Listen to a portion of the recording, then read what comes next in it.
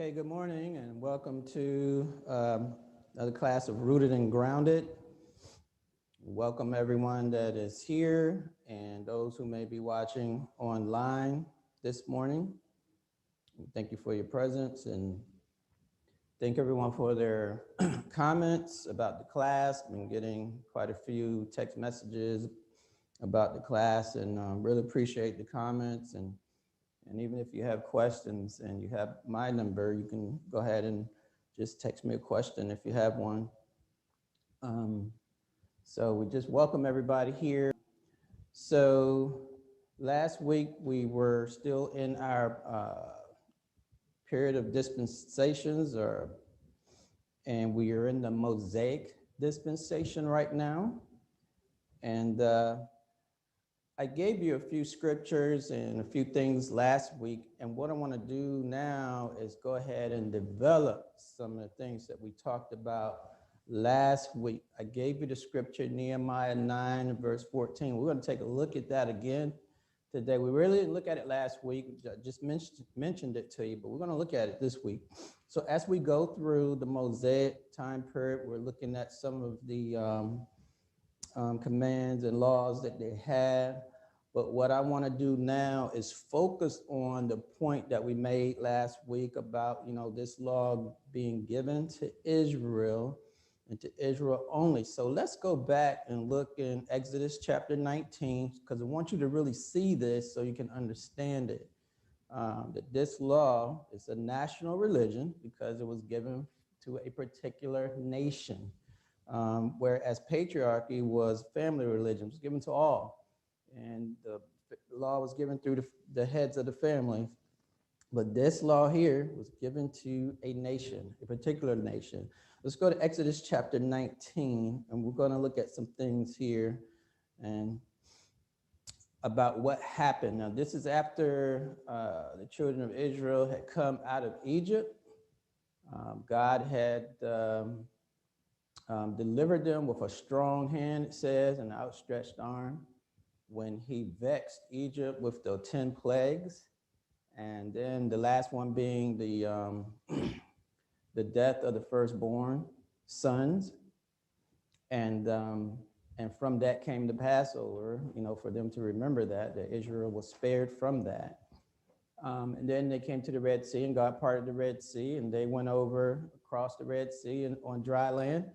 And then when the Egyptian army that was pursuing them tried to do the same thing, God closed the sea up on them and destroyed the Egyptian army. So he saved Israel from Egypt that day, delivered them from the bondage that they had been under, the rigorous bondage. So the fact that he delivered them from that bondage to them was a rest. And so we're going to look at how all of this comes to play when God gives them the law.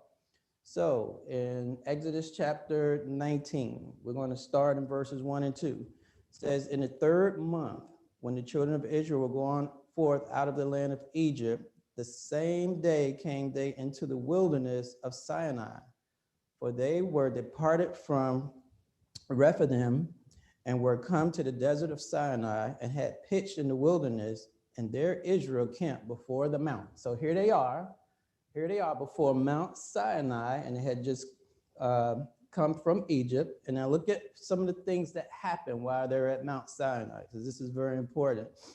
And Moses went up unto God, and the Lord called unto him out of the mountain, saying, thus shalt thou say to the house of Jacob, and tell the children of Israel. Now he says the house of Jacob meaning Jacob's name was Israel. And so really he's repeating the same thing. Say to the house of Jacob and to the children of Israel, and tell the children of Israel. So it's kind of a repetition there, but in two different ways. Ye have seen what I did unto the Egyptians, and how I bare you on eagle's wings and brought you unto myself. And so look at what God is saying. This is the nation of Israel that he's talking to. Now, therefore, if you will obey my voice indeed and keep my commandment or keep my covenant, then ye shall be a peculiar treasure unto me above all people, for all the earth is mine. Now look, a peculiar treasure, sound familiar?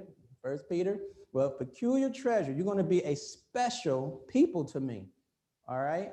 Keep this stuff in mind because this is very important as far as the giving of the law goes. So you're going to be a peculiar treasure to me, and ye shall be unto me a kingdom of priests and a holy nation. And these are the words which thou shalt speak unto the children of Israel. Now let's go to verse 9. And the Lord said unto Moses, Lo, I come unto thee in a thick cloud, that the people may hear when I speak with thee, and believe thee forever. And Moses told the words of the people, told the words of the people unto the Lord. And so the Lord says, hey, I'm coming to you. And the Lord said unto Moses, go unto the people and sanctify them today and tomorrow, and let them wash their clothes and be ready against the third day. For the third day the Lord will come down in the sight of all the people upon Mount Sinai. The Lord will do what? You said the Lord will come down, and he's coming down in the sight of all the people upon Mount Sinai. So remember that. Here is the nation of Israel, the children of Israel, and God says, I'm coming down. All right, I'm coming down. Let's look at verse 17 through 20. And Moses brought forth the people out of the camp to meet with God, and they stood at the neither part of the mount, and Mount Sinai was altogether on smoke, because the Lord descended upon it in fire, and the smoke thereof ascended as the smoke of a furnace, and the whole mount quaked greatly. So what an awesome sight that had to be to them. And when the voice of the trumpet sounded long and waxed louder and louder, Moses spake and answered him, and God answered him by a voice. So see, these people are there. They're seeing what's going on. God has come down. And now God is speaking, okay? And the Lord came down upon Mount Sinai on the top of the mount, and the Lord called Moses up to the top of the mount, and Moses went up. So here it is. God came down. Now, chapter 20, we're going to start in chapter 20. This is when God spoke, okay? And God spake all these words, saying, now look at this. This is going to be important. I am the Lord thy God, which have brought thee out of the land of Egypt. Who is he talking to? Israel. Who did he bring out of Egypt? Didn't bring Adam, didn't bring Noah, didn't bring Abraham, Isaac, and Jacob. Israel, these people here, okay? Out of the house of bondage. And then look at what's happening here. Here's the 10 commandments. Thou shalt have no other gods before me. Verse 3, that's the first commandment. Verse 4, thou shalt not make unto thee any graven image of any likeness of anything that is in heaven above, and that is earth beneath, that is in the water under the earth. So that's commandment number 2. And then the third commandment, verse 7, thou shalt not take the name of the Lord thy God in vain. Okay, so that's commandment number 3. Drop down to verse 8, you get commandment number 4. Remember the Sabbath day to keep it holy. Now, I'm going to read all of this because we have to see something here, okay? It's going to come into play a little bit later. Remember the Sabbath day to keep it holy. 6 days thou shalt labor and do all thy work, but the 7th day is the Sabbath of the Lord thy God. That's very important. And then he's going to tell why. In it thou shalt not do any work, thou, nor thy son, nor thy daughter, nor thy manservant, nor thy maidservant, nor thy cattle, nor the strangers that is within thy gates. For in 6 days, now this is why, this is the Sabbath unto the Lord. In 6 days the Lord made heaven and earth, the sea, and all that is in them, and rested the 7th day. Wherefore the Lord blessed the Sabbath day and hallowed it. We'll find that in Genesis chapter 2, verse 2. As a matter of fact, let's just go on over to Genesis. Hold your hand on Exodus, but let's go to Genesis chapter 2 and verse 2. And in Genesis chapter 2 and verse 2, this is after God had finished creating everything in 6 days. It says, thus, in verse 1, thus the heavens and the earth were finished, and all the hosts of them. So God is finished. And on the 7th day, day number 7, that which is Saturday for us, God ended his work. which he had made, and he rested on the seventh day. Didn't say Sabbath here, right? Just says seventh, but it said he rested, and that's what Sabbath means. It means a rest. And said from all his work which he had made. And God blessed the seventh day and sanctified it, because that in it he had rested from all the work which he created and made. So it means he rested from creating. Not that God was just resting, but he rested from his creation, okay? He was no longer creating anything. Everything that was created was created. And so now this day became special to God because, hey, everything's finished. And remember, when God finished everything, when he was doing everything, God saw that it was good. God saw that it was good. When he finished with man, very last thing that he got to, say, God saw that it was very good. And that was it. God was done. And so now here's this seventh day, and now everything is going by natural law, natural order, and God said, I'm done. I'm done. I don't have to do any more creating. So I'm resting from creating is what he's doing, okay? God is always busy. Remember when Elijah had the contest with those prophets of Baal, and they called to their God and he said, what is he doing? Is he resting? Is he asleep? See, our God don't sleep. Our God don't rest. But he did rest from creating. He didn't have to create anymore. He was done. So that's what that means. Very important, because we're going to see something about this later on. So let's go back to Exodus. All right. So back in Exodus, now this is God speaking. So we got to that fourth command to remember the Sabbath day and to keep it holy. Now go down to verse 12, and you're going to get to the fifth command. Honor thy father and mother, that thy days may be long upon the land which the Lord thy God giveth thee. And then you come to verse 13, and you get the sixth command, thou shalt not kill. Verse 14, the seventh command, thou shalt not commit adultery. Verse 15, the eighth command, thou shalt not steal. Verse 16, the ninth command, thou shalt not bear false witness against thy neighbor. Verse 17, the 10th commandment, thou shalt not covet thy neighbor's house, period. Thou shalt not covet is really the command. And these are the commands that are going to be written on the tables of stone, okay? So, but they're just the foundation of God's commands.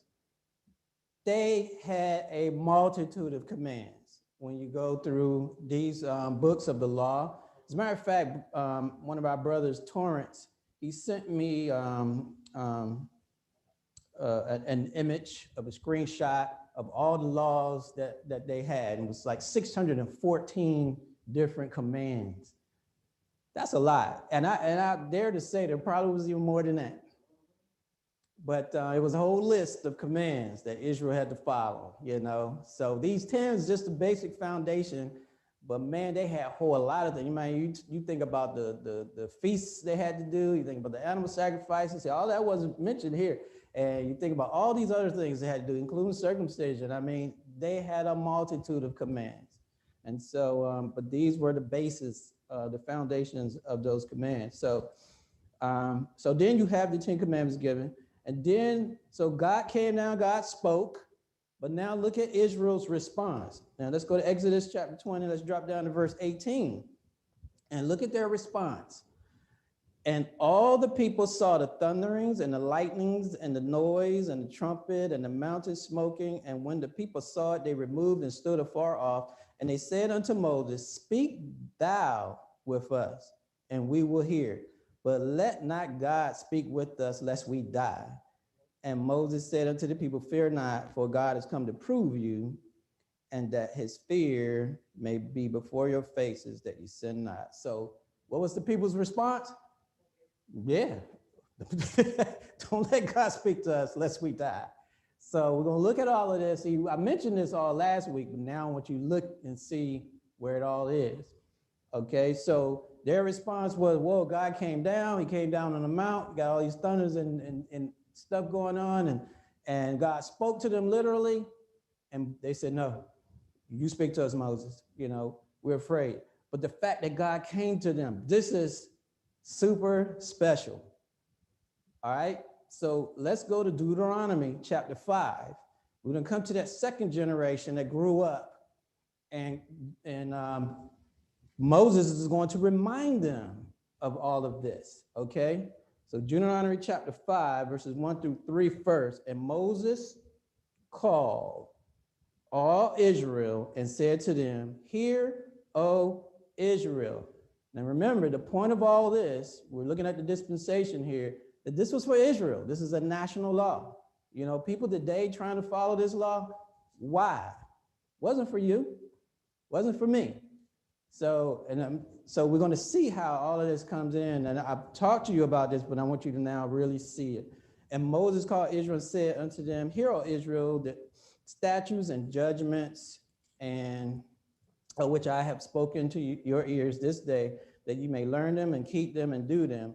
The Lord our God made this covenant with us in Horeb. The Lord made not this covenant with our fathers, but with us, even us who are all here alive this day." So these were children during the first time. Now they've grown up because all those adults, well, at least the men 20 years and older perished in the wilderness because they wouldn't go in and fight like God told them to take the land. And so now you got these children coming up and they are now adults. Moses is now re-giving the law. That's what Deuteronomy is all about. It's the re-giving of the law. So Moses reminded them. Then look at what he says. This is all going to be familiar. Starting in Deuteronomy 5, verses 4. "And the Lord spoke with you face to face in the mount out of the midst of the fire." Remember that in Exodus? Didn't we just read that? "And then I stood between you, between the Lord and you at the time, to show you the word of the Lord, for you were afraid by the reason of the fire and went not up into the mount." And then sayings. Now, all this is in parentheses. "I stood between you." The saying here, he's going to say what the Lord said. Now, listen to what he says. "I am the Lord thy God, which brought thee out of the land of Egypt from the house of bondage." Isn't that the way he started in Exodus 20 when he was at the mount? Moses is reminding them of this same thing. I brought you out of Egypt. Did God bring me out of Egypt? No.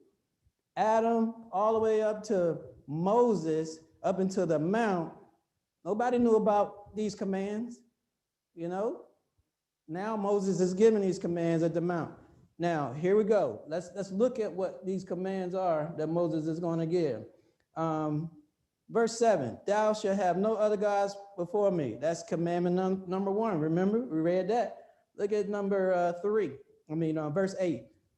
"Thou shalt not make of thee any graven image, any likeness of thing which is heaven above and earth beneath, and in the waters above." So commandment number 2, drop down to 11. Commandment number 3, "Thou shalt not take the name of the Lord thy God in vain." That's commandment number 3. Commandment number 4, "Keep the Sabbath day." But guess what? He's going to make a little different reason now to keep the Sabbath day. He already told them that the Lord had hallowed this day when he rested. Okay? He already told them that this day was special to the Lord back in creation. All right? But now he's going to say something else to them. He says, 6 days thou shalt labor and do all thy work, but the 7th day is the Sabbath of the Lord thy God. Again, that's very important. The Sabbath of who? The Lord, not the world. It was the Sabbath of the Lord. And we're going to look at something about that too. "In it thou shalt not do any work." See, we remember that. Not your son, nobody in your household do any work. And then verse 15. "And remember that thou was a servant." See, now he focuses on them, not God. In Exodus, he focused on God, saying God created and then he rested on the Sabbath, okay, or his creation was done on the Sabbath. But now he's going to focus on them, on Israel, while he's giving Israel the law. And look what he says. "Remember that thou was a servant in the land of Egypt." Remember that? They were under heavy bondage in Egypt. "And that the Lord thy God brought thee out thence through a mighty hand and by a stretched out arm. Therefore, the Lord thy God command thee to keep the Sabbath." It's a memorial for them to remember that God delivered them from Egyptian bondage and gave them rest from all that labor.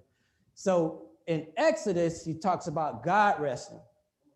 But now in Deuteronomy, he talks about Israel resting. You get it? So he links the 2 days together. This is why God is giving you Saturday, because it's the same day that God finished creation. It's the same day that God wants you to take this same day and remember he brought you out of Egypt and gave you rest. Okay? Very simple, you know. Can't miss this. It's very easy, you know, but a lot of people, for some reason, have seemed to miss this point. And so we go on and he'll finish all the 10 commandments here, okay? I'm not going to go through all those again, but it's just a repetition of what we just read in Exodus chapter 20. I just wanted you to see that. So he's re-given the law here, but then look at Deuteronomy, look at verse 23 through 27. The response of Israel, he reminds them of this. And it came to pass when you heard the voice out of the midst of the darkness, for the mountain did burn with fire, that you came near to me, even the heads of your tribes and your elders. So now he's telling who actually came to him and said, behold, the Lord our God hath showed us his glory and his greatness, and we have heard his voice out of the midst of the fire, and we have seen this day that God doeth talk with man, and he liveth. So in other words, now they can see that God can talk with man, and man won't die. You know, from God talking to him. But they said, now, therefore, why should we die? You know, even though they saw that God could talk to man and live, you know, about man just perishing right then and there. But then they say, oh, but hey, wait a minute, hold up. You know, what if God destroy us now that he spoke with us? And then he said, for this is a great fire will consume us. If we hear the voice of the Lord our God anymore, then we shall die. For who is there of all flesh that have heard the voice of the living God speaking out of the midst of the fire as we have and live? That's a very important statement. Who else has heard this but us? Now you might think that Israel is maybe boasting a little bit, or maybe they're a little confused, or maybe they're a little bewildered about this, but no, this statement that they're speaking is biblical. Let's go to Deuteronomy chapter 4. Let's go back, because this is really, we're going to see something here that speaks to what the people just said. Deuteronomy chapter 4, and we're going to start, let's start in verse 31. It says, for the Lord thy God is a merciful God. He will not forsake thee, neither destroy thee, nor forget the covenant of thy fathers, which he sware unto them. For ask, now look at this, for ask of the days that are past, which were before thee. Now, look at that, before thee. So all the way back to Adam, all the way up to the mount, before thee, since the day that God created man upon the earth, and asked from one side of heaven to the other. That's a whole lot of asking, isn't it? From one side of heaven to the other. And whether he's talking about the first, second, or third heaven, maybe he's talking about all three. And if you're talking about the third heaven, where God resides, so you go ask the Father, the Son, the Holy Spirit, then you go ask all the hosts of heaven, the angels, and then you go ahead and ask Michael, the archangel, and Gabriel. And what are you going to ask them? Whether there have been any such thing as this great thing is, or have been heard like it. Did ever people hear the voice of God speaking out of the midst of fire, as thou hast heard and lived? Or have God essayed to go and take him a nation from the midst of another nation, by temptations, by signs, by wonders, and by war, and by a mighty hand, and by a stretched out arm, and by great terrors, according to all that the Lord your God did for you in Egypt before your eyes? God has never done this for any other person, nation, whatever you want to say, ever. So this law is very specific to a specific people and for a specific time, for a specific purpose, to bring about a specific person. That's Jesus Christ. We're going to see that. And so special law given to a special people. Turn to Deuteronomy chapter 7. Let's look and see. Remember God says, I'm going to make you a special treasure. Remember he said that? Well, let's go back. Let's look at something in Deuteronomy, because they're going to be reminded of that too. Deuteronomy chapter 7, and let's look at verse 6. Well, he says, for thou art, and he's talking to Israel again. If you go back to Deuteronomy 7, verse 1 on down, we find out who he's talking to. I mean, throughout this whole book of Deuteronomy, he's talking to Israel. He says, for thou art a holy people to the Lord. Remember he said that? We'll make you a holy people, a peculiar treasure, just like Peter repeated about the church. But he's talking to Israel right now. And the Lord thy God hath chosen thee to be a special people unto himself above all people that are upon the face of the earth. God hadn't done this for anybody else but Israel. The Lord did not set, and he's going to tell them why. The Lord did not set his love upon you or choose you because you were more in number than any people. So, hey, it didn't have anything to do with how great you guys are. All right? Because you were not a great nation. You were a bunch of shepherds. You know, that's what you were. And the only fighting power that you got because of God. And so, and more in number than any people, for you were the fewest of all. But because the Lord loved you, and because he would keep the oath which he had sworn unto your fathers, that's Abraham, Isaac, and Jacob, have the Lord brought you out with a mighty hand and redeemed you out of the house of bondmen from the hand of Pharaoh, king of Egypt. Know therefore that the Lord thy God, he is God, the faithful God, which keepeth covenant. God was going to keep his covenant with Abraham regardless. And that is why he did all of this for the nation of Israel. That's why they had this special law. This was for these people. Let's just look at one thing said about the Sabbath. Let's go to Nehemiah, because I told you about this last week. So now let's turn there and look at it. Go to Nehemiah chapter 9. So, and if you're new to the Bible, you're going to go past Kings and First and Second Chronicles, and you're going to get to Ezra and Nehemiah, and then you hit Nehemiah chapter 9. And I want you to see what is said here in Nehemiah chapter 9. And we're going back all the way up to chapter 7. These are the Levites. Now, God's people had gone into captivity, and now they've come out of captivity, and they're trying to reestablish themselves in the land. And here the Levites have called the people together, and now they're giving this oration to the people and reminding them of who they are and where they come from, okay? And so look at what they say.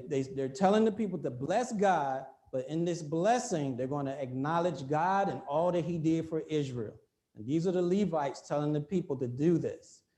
And so starting in verse 6, it says, thou art Lord alone, and has made heaven and earth, made heaven and the heavens with all the hosts, the earth and all the things that are therein, the seas and that is therein. Thou preservest them all, and the host of heaven worshipeth thee. So he went all the way back to creation. And the fact that he says, thou preserveth all, that shows you right there, God is not creating anymore. God is preserving what he's already created, okay? Everything that exists and continues is because of all the natural laws of order that God has created. Okay, God don't have to create anything anymore, because seed bears after its kind, you know, whether it be plants, animal, or human. We bear after our kind. And God is sustaining everything. He gives us food. He gives us everything we need to live. And so, so we continue. And it says, verse 7, thou art the Lord the God who did choose Abraham. So now he's moving up to Abraham. So he's going from creation to Abraham, and brought him forth out of Ur, the Chaldees, and gave him a name of Abraham. So from Abraham to Abraham. And verse 8, and founded his heart faithful before thee, and made a covenant with him in the land of the Canaanites, Hittites, and Amorites, and Perizzites, and Jebusites, and Girgashites, to give it. So he's talking about the land promise that God gave to Abraham. I'm going to give you this land, Abraham. Abraham never saw it. Abraham died. But the children of Israel got this land. And I say to his seed, and has performed thy words, for thou art righteous. And did it see the affliction of our fathers in Egypt? So he's talking about now when the children of Israel went into Egypt, and heardest their cry by the Red Sea, and showed signs and wonders upon Pharaoh and all his servants, and upon all the people of the land. For thou knowest that they dealt proudly against them, so didst thou get thee a name as it is this day. So what God did to Pharaoh, boy, really, really put up the name of Israel, being a people to this mighty God, but also put up a name for God. You know, people now know, oh, that's the God. That's the God that you don't want to be playing with because he is the true God. And so God got a name. All right. So, and then verse 11, and thou didst divide the sea before them, so that they went through the midst of the sea of the dry land, and their persecutors thou threwest into the deeps as a stone into the mighty waters. Remember, he parted the Red Sea, Israel went over, the Egyptian army tried to go over too, and God closed that sea up on them, and they all drowned, destroyed the whole army. Verse 12, moreover, thou leddest them in the day, or leddest them in the day by a cloudy pillar, and in the night by a pillar of fire, to give them light in the way wherein they should go. This is through the wilderness. God is leading them. Okay, a pillar of a cloud by day and a pillar of fire by night. And then look at this.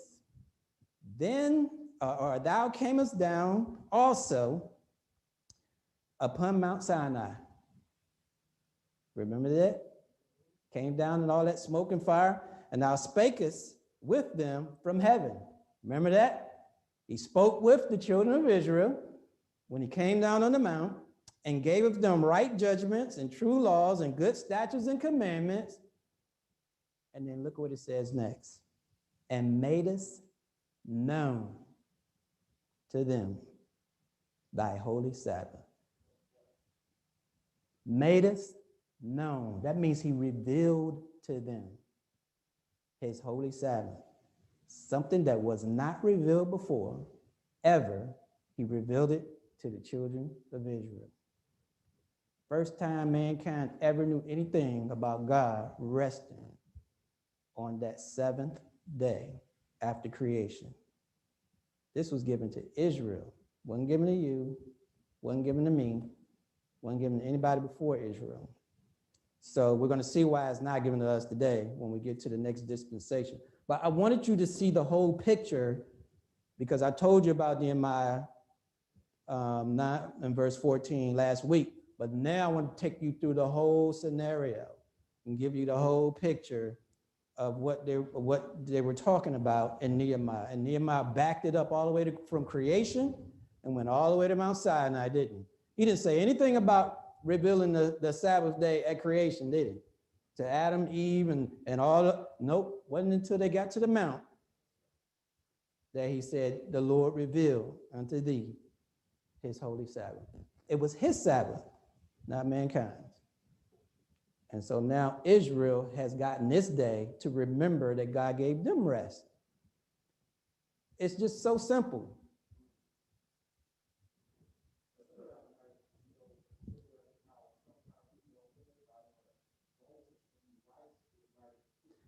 Exactly.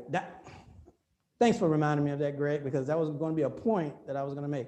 What Greg was talking about, look, I'm sorry, guys. Go ahead, hit the, is Craig back there? I think he's gone. Here he comes. Hey, Craig, roll the PowerPoint. Thank you, sir. All right, so let me show you something here on our little chart. And had I had it up, I probably would have remembered, but thank you, Greg. That's why we need people here to keep me straight. Keep me straight. All right. But what Greg was saying was Moses was writing, looking back in history. Now, remember that when they came to Mount Sinai, it had been some 1,500 years.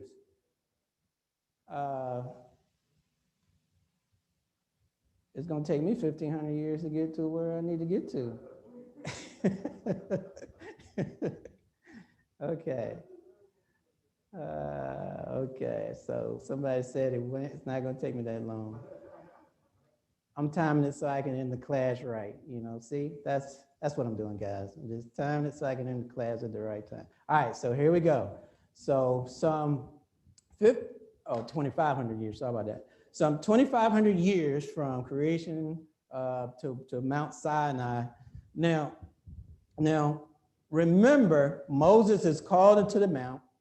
God speaking to Moses. Moses he gets the tables of stone, but Moses also writes the law. 40 days, 40 nights, Moses is writing. Not only that time, but there was other times that Moses talked about him writing the words that God had spoken to him. And so Moses, when he writes about creation, when you read Genesis, it's not Genesis being written at the time of Genesis. It's not written at that time. This is Moses looking backwards because of what God is speaking to Moses. God is giving Moses the story of creation. So, when he said God hallowed it, we looked at it like, okay, it's been written, or this is what's happening right then and that. No. Now, because God, before the foundation of the earth, had a plan for man's redemption. And so when God rested on the Sabbath, it could have been already in his mind that this is going to be the day that I'm going to give. God could see all of this stuff before, it ever happens. And so, the thing about God, we think that what if Israel, if that second generation had disobeyed Israel, God would have raised up another one. If the third generation disobeyed him, God would have raised up another one. And it would have kept going until God fulfilled his covenant with Abraham. God said, I am God, I am not man. I don't have to lie. I don't have to repent and I don't have to lie. And I don't lie. I'm going to keep my covenant. So God would have kept going until the right generation came about for him. But it was his second generation. And he was able to work through this second generation. And we've seen him when servants of God sin. Even Moses sinned. Noah with his sons, But God can work his plan. God used evil people to work his plan. Who was Pharaoh? God said, I raised you up. Nebuchadnezzar. God said, I raised you up. Made Nebuchadnezzar go out and eat grass like an ox because Nebuchadnezzar went out and started boasting about, hey, look at all this that I got for myself. God said, oh, yeah? Well, you're going to go eat grass like an ox. Turn Nebuchadnezzar into a wild man for a certain period of time. And then when Nebuchadnezzar came back to himself, Nebuchadnezzar admitted to himself, it is God who raises up and God who sets him down. God puts us in power. So even Nebuchadnezzar realized that after God, taught him a lesson. So, we got to understand that Moses is writing, looking back in time. And that's a very important thing to realize as we're looking at this. We got a couple of minutes, so I want to get to our next point. We look at some of the things that were required under the old law. Animal sacrifices. That goes without saying. I mean, we understand what animal sacrifices are. But they were required because it took they were going to be pointed to Christ. Now, I don't want to get into all the specifics about the commands. I just wanted to let you see what commands were under what dispensation for now. We'll talk a little more specific about things later. But animal sacrifice, and then the Sabbath day, we've talked about the Sabbath day. But then circumcision. Circumcision was another thing that was under the law. And Leviticus 12 and verse 3, one of the books of the law, this is when you're going to start finding them speaking about circumcision.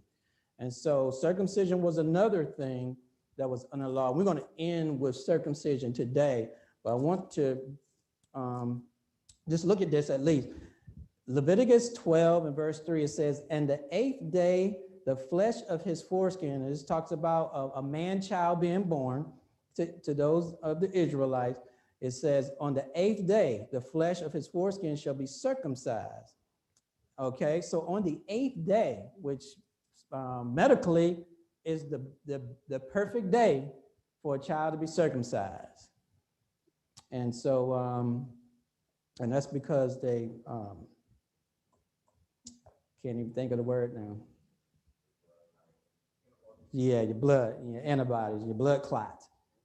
So it's a perfect day. But look at this, so we'll know that even circumcision was for the children of Israel. And if there was a stranger that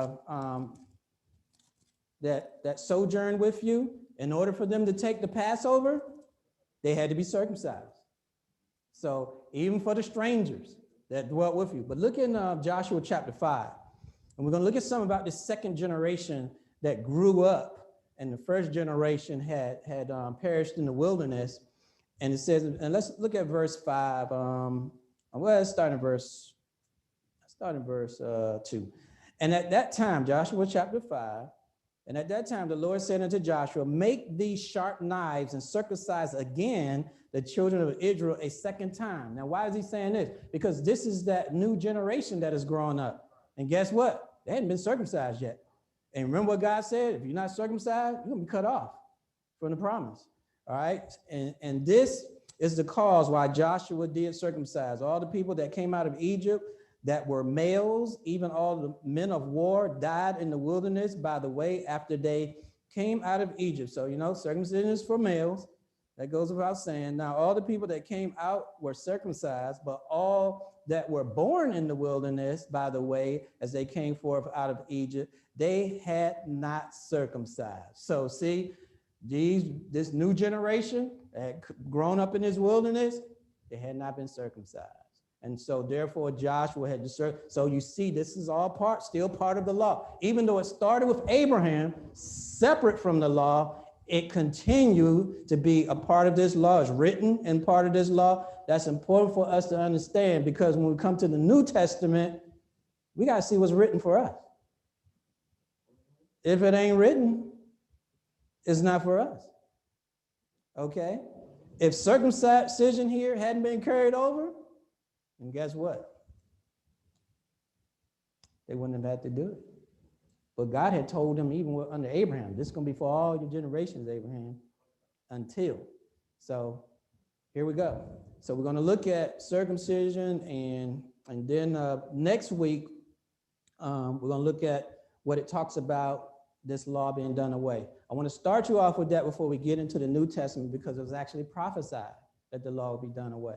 So we're going to look at that next week. The Passover was another thing that was under the law. Today, are we keeping the Passover? Well, we do have a spiritual Passover, but not the same Passover. Their Passover was to remember that God passed over them in Egypt with that 10th plague. That 10th plague went out, and God gave them requirement to strike the blood on their over their doorposts. And this was just for the children of Israel. He didn't tell the Egyptians to do this, And then guess what? Everyone that the death angel that came and didn't see the blood, that firstborn child, male child in that household was killed, including Pharaoh's. And so they had to remember this Passover by this feast that was given as part of the law. This was given back in Exodus 12, but then it continued after that. You'll find it again in Exodus 34. And so all these things that were done were for the children of Israel. So we're going to look at that, and we're going to come back next week, and we're going to start looking at now the breakdown of when this law was supposed to end and what the purpose of the law really was, so that we don't get confused today and start trying to mix these two laws together and trying to keep both. It don't work. It doesn't work. Actually, as a matter of fact, it's an insult to Christ to try to keep both these laws. It is an insult, because that's the whole reason why Christ died on the cross, to fulfill this law. Go ahead, John.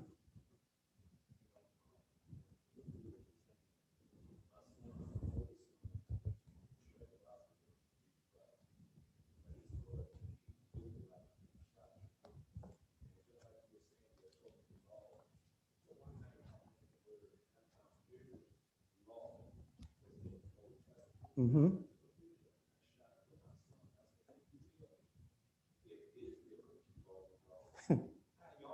Right. So John is saying that his son, he's been speaking with his son, because his son has been, what is the group that he's with? The Hebrew.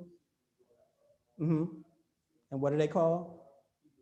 The Hebrew Israelites. And John said he made a picture of the law and all the laws that Israel had to keep. And he says, now if it says Israel couldn't keep all these, how can you keep them all? I just told you about Thornton sending me a shot of a list of the laws. It was about 614 laws. And I'm telling you, I dare to say it probably was even more than that.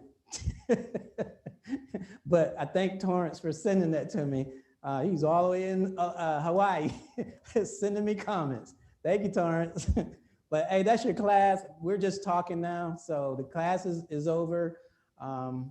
So thank you guys very much, and I appreciate your comments.